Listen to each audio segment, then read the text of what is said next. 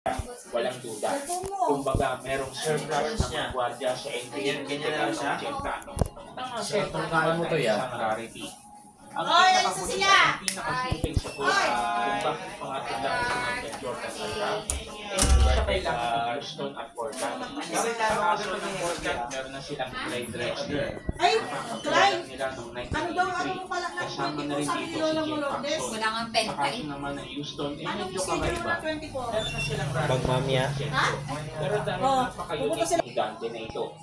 Sa Chicago naman, na si Orlando Woodbridge na nagpapakita ng magandang potensyal.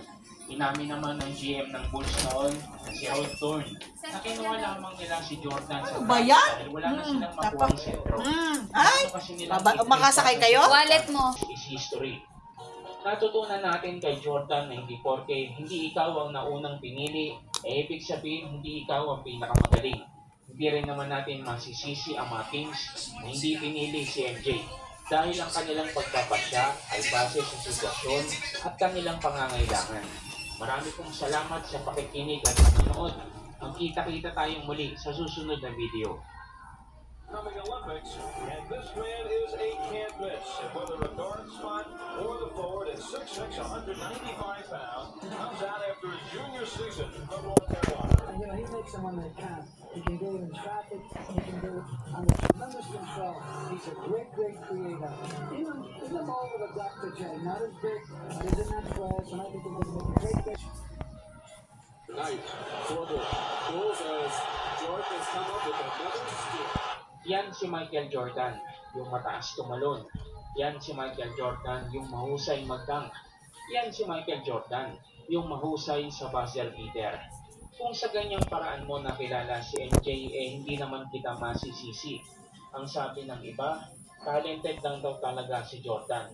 Kaya napakadali lang sa kanya ang isang maging mahusay na scorer. Pero alam mo ba na hindi lang talento ang inasahan ni Jordan sa naging karera niya sa NBA? At malaking parte nito ay ang hard work at adjustment sa kanyang skill set at mindset. Sabi nga nila, hard work beats talent when talent doesn't work hard.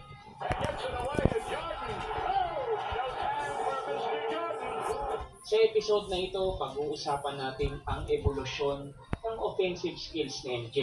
Paano siya nag-adjust sa mga challenges na sumalubong sa kanya tungo sa tagumpay at maging greatest basketball player of all time.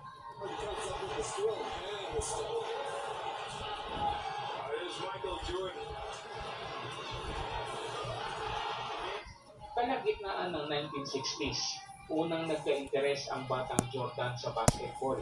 Pero aminadong hindi siya kasing husay ng kanyang kapatid na si Larry. Gayunpaman, pangarap ng batang Jordan ang maging kasing husay ng kanyang mga idolo, sina Julius Erving at David Skywalker Thompson. Gaya mo at gaya ko, kapag sinabi mong iniidolo mo ang isang basketball player, pinapattern mo ang iyong laruan sa iyong idol syempre. Sa pagpasok ni MJ sa North Carolina Tar Heels, nakilala siya bilang isang mahusay at athletic na isolation offensive player. May bilis at tiksi ng isang pusa. Kayang iwan ni MJ ang pantay para mabilis na gumawa ng 2 points. Mahilig sa mga breakaway plays at kakailanganin niya lamang ang 2 o 3.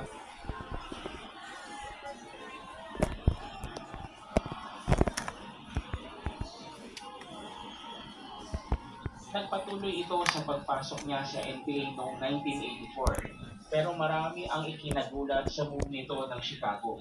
Ang basketball kasi ng 80s dinodomina pa rin ng mga sentro at big men. Sila ang tunay na superstars ng NBA. Patunay lamang dito ang pagkakadraft We're doing mula Joan at Sam